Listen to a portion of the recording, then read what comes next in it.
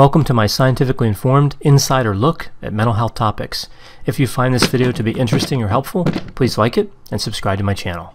Hello, this is Dr. Grande. Today's question asks if I can analyze the Dalia Dippolito case. So can I look at the mental health and personality factors that may be at work in a case like this?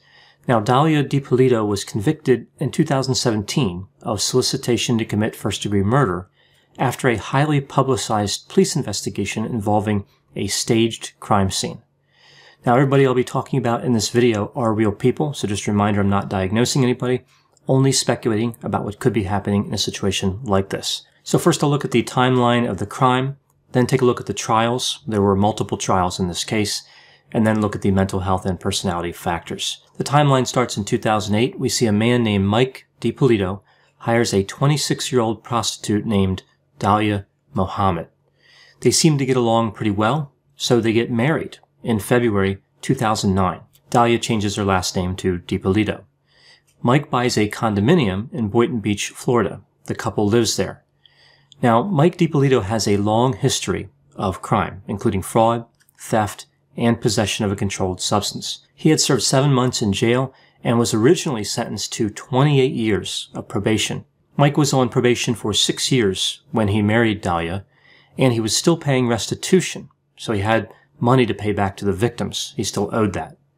Now moving to March 2009, we see the police almost violate Mike's probation due to an accusation that he was dealing drugs. His residence was searched and nothing was found. Now in response to this, Dalia recommends a romantic getaway to Palm Beach, Florida. So Mike and Dalia go to a hotel down there, and when they come out the next morning, the police were waiting in the parking lot. There was another anonymous tip. They had a tip that somebody was dealing drugs out of their car. They searched Mike's car. Nothing was found. Evidently, Dalia was not fazed by this interaction with law enforcement. Later in March, the same thing happens again when the couple is out to eat, except this time, the police find cocaine near the spare tire of Mike's vehicle. Incredibly, he talked the police out of being arrested. So he tried to explain the situation, and they believed him. They took the cocaine, and they left. Now later on, we learn that Mike also asserts that Dalia tried to poison his tea with antifreeze and was stealing from him. We also find out later on that she had 2 other lovers. She had one of them impersonate a lawyer and attempt to convince her husband that he had completed probation, so he would end up violating probation. She also had the same lover make anonymous calls to the police. She complained to that lover that even though her name was on the condominium, she couldn't sell it without Mike's signature. Now moving to July 2009, we see the other boyfriend of Dalia Dippolito. His name is Mohammed Shahade. He calls the police and said that Dalia is alleging that she's been abused by Mike and asked Mohammed if he knew anybody who could kill her husband. He refused to help her, but then she retrieved a firearm from his glove compartment and said that she would just do it herself. He managed to get the gun away from her. So after the police talk to Mohammed, they work out the situation to record a meeting between Mohammed and Dalia in his car. In this meeting, she says that divorce is not an option because Mike would come after her. She said he had ties to organized crime. She pays Mohammed $1,000. This is kind of a down payment on a hit against Mike. The police then arrange for another meeting with an undercover officer and Dalia. So when they meet, she negotiates a price to murder her husband, and it starts at $8,000, and she gets it down to $7,000, and confirms that she definitely wants her husband killed. She says that she's 5,000% sure. So we see a lack of understanding of mathematics coming through pretty clearly, but somehow I'm not surprised by this failure to understand how percentages operate. Now at this point, with the hit arranged, the police go and get Mike out of his condominium, and they stage this whole crime scene as if his murder took place in that condominium. After this, the police contact Dalia, and she comes out to the condominium, and this is where they break the news to her that her husband has been killed. Of course, he hasn't really been killed, but that's what they're saying to her. She has this exaggerated response where she's crying and kind of carrying on and walking toward the condominium as the cameras are recording all of this. Now, after this, we see the police department uploads the video to YouTube, this video of the staged crime scene and her dramatic reaction. This actually ends up jeopardizing their case. The TV show Cops was also there. They were also involved in recording this staged crime scene. Now after this, the police bring her back to the police station and interview her, and they have the undercover cop come into the room handcuffed. So they're saying, look, we have this person in custody. Have you ever met him? At this point, she denies ever meeting the undercover officer that she had just hired to kill her husband. Then the police tell her that they have her. They say it's all been recorded. They know about the meeting between her and the police officer. They even show her that Mike Dippolito is alive. He comes into the door as she's in this interrogation room. She tries to get him to come over closer, and he refused. At this point, though, she still denies everything. They play the recording for her, and yet she still says she didn't do anything wrong. She accuses the police of treating her like a criminal, which I find interesting, and she says she's not that type of person. Then she asks for an attorney, so the interview ends. After this, she's transported to jail, and of course there's a lot of media covering this case. Now moving to the trials. So again, we see 3 trials altogether. The first trial was in April 2011.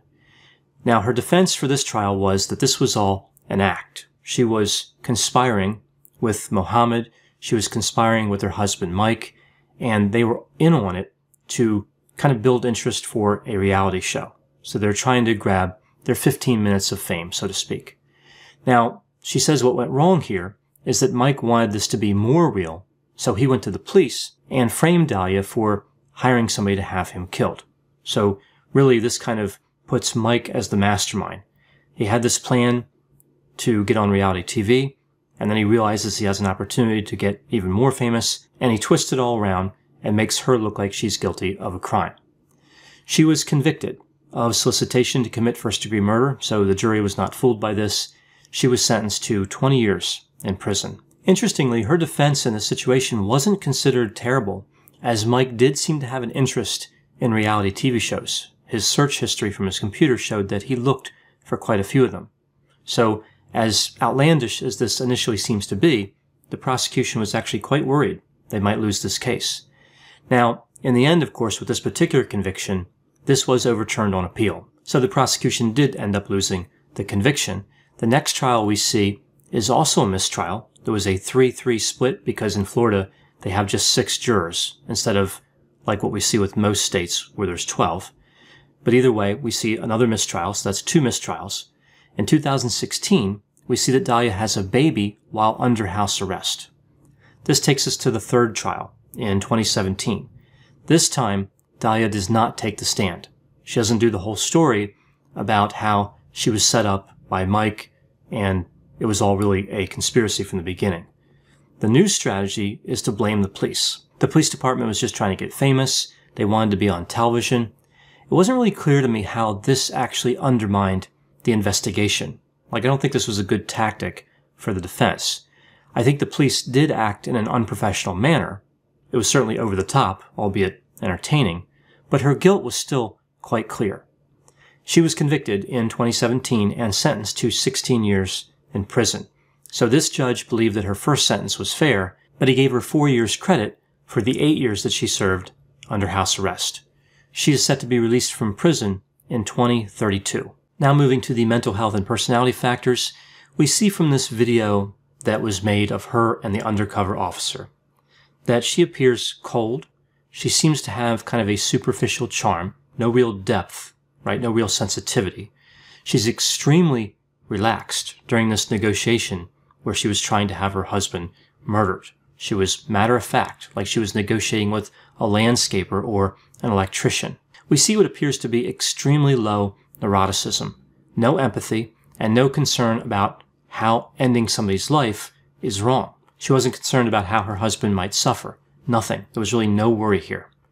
She placed a lot of trust in the undercover officer. It's almost like she was so confident in her powers of manipulation that she didn't really seem to worry about whether she should trust him or not. I think the calculation in her head was probably very simple. Is the person in front of her a man? If yes, she can manipulate them, right? She seems to have a lot of comfort in manipulating men. We see the same thing when she tries to manipulate the other officers right after she's placed under arrest, right? They had clear evidence, they had the recording, and she tried to convince them that she was not guilty. Now, as I mentioned before, she negotiated the price from $8,000 to $7,000. I find it interesting that she would take the time to do something like this. She's planning a murder, and she's going to fight for the extra $1,000 off the price. That's what she was really concerned about. Not anything else. Again, we see no empathy. Just the fact that she believed that she could hire a hitman for that amount of money points to this idea that she is naive, or perhaps, again, someone who is used to getting her way.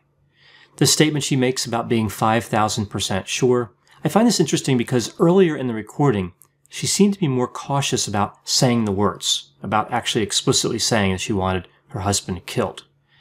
But then, again, she seems to trust the undercover officer more. We see that Dalia has a strong emotional reaction, or appears to, when the police bring in Mike after she is led to believe that he was killed. And even after trying to kill him, she still believes she can manipulate him. So again, she's highly confident in her ability. She denies her involvement even when they play the recording, as I mentioned. This is really pretty incredible. She sticks to this story. She didn't seem flustered. Again, extremely calm. After her arrest, when she's sent to jail, she actually calls Mike from jail and denies that she did anything wrong. So again, even though Dalia knew that Mike saw the recording, she can't take any responsibility. She won't own her behavior.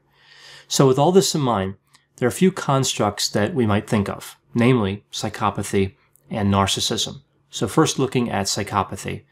Some of these I mentioned before. We see a lack of empathy, someone who's manipulative, a lack of remorse, superficial charm, being irresponsible, criminal versatility, a failure to accept responsibility, and pathological lying. Over on the narcissism side, we see some characteristics associated with grandiose narcissism, being dominant, overconfident, having a sense of entitlement, having fantasies of power and wealth, arrogance, self-centeredness, and being extroverted.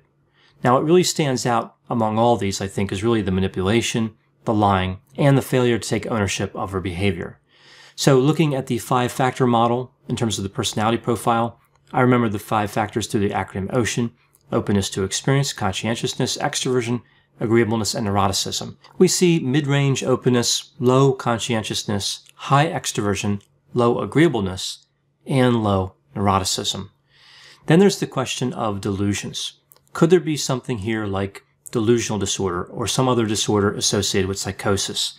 The police were really amazed that she was able to lie to them in the face of what can only be characterized as overwhelming evidence. Well, a delusion is a fixed false belief that's maintained even after the observation of convincing counter-evidence. I can understand why the police might have thought that Dalia was delusional, but I don't think her behavior necessarily aligns with delusional behavior. We would have to break down the different components here to explore this. Did she know that she was lying to the police? Did she know that she was manipulating her husband and her boyfriends? Well, the answer here is yes. It seems clear that she did. This is not delusional because she was aware that she was being manipulative. Another question, did she really believe that she could talk her way out of being arrested and convicted when, again, the evidence was really quite clear? Well, here I think she did. She did believe she could get away with it. And this seems to be an area where people really ask this question. Could anybody really believe this and not be delusional? One thing I've noticed about narcissistic fantasy is that it can start to simulate delusional behavior. And for someone who is narcissistic, this investment in fantasy can blur the line between reality and fantasy, somewhat. We see that here in a way, like she did really seem to believe she could fool everybody, including those who had made the recording of her committing the crime. I can appreciate how this seems delusional, but there's a difference between approaching a delusion and being delusional. I'm surprised that in a case with somebody who's so comfortable with lying, that some sort of mental health defense wasn't used. I think that would have been more believable than suggesting the police were just hungry for fame. So that takes care of the mental health and personality factors. I have a few other additional points about this case. I don't know if this case is another casualty of the movie Pretty Woman, but it's typically not a good idea to solicit a prostitute, get into a long-term relationship, and then marry them. It's a profession that is sometimes referred to as victimless, but I actually think that both people in those transactions become victims. It's a profession based on manipulation and exploitation. It seems clear from looking at the interviews with Mike Dippolito that the physical connection between the couple was interpreted by him as indicating a positive and healthy relationship. This is a mistake I've seen many times. Now, another point, Mike is extremely fortunate that the police were willing to listen to his side of the story. Again, he had a long criminal history and was on probation for an extremely long time. So any police officer looking at that would have doubts about his credibility. Dalia could have easily been successful in framing Mike for the violation of probation. Someone who is on probation is vulnerable and needs to be extremely careful. And of course, we already see some recklessness in the fact that he paid Dalia to have sex with them before they became a couple. Clearly, Mike did not appreciate the position he was in, and he took considerable risks. One of the questions that I've seen from this case a few times is really about the gullibility of Mike Dippolito. When looking at these recordings of Dalia, it makes people wonder, who could be fooled by her obvious and transparent behavior? Well, Mike was fooled, and apparently many other romantic partners were as well. There's a combination here of her manipulation skills and the fact that people see what they want to see. They believe what they want to believe, and sometimes they believe what they need to believe. There were poor critical thinking skills evident in many areas of this case. I know whenever I talk about cases that are highly publicized and controversial, there will be a variety of opinions. Please put any opinions and thoughts in the comments section. They always generate an interesting dialogue. As always, I hope you found my analysis of this topic to be interesting. Thanks for watching.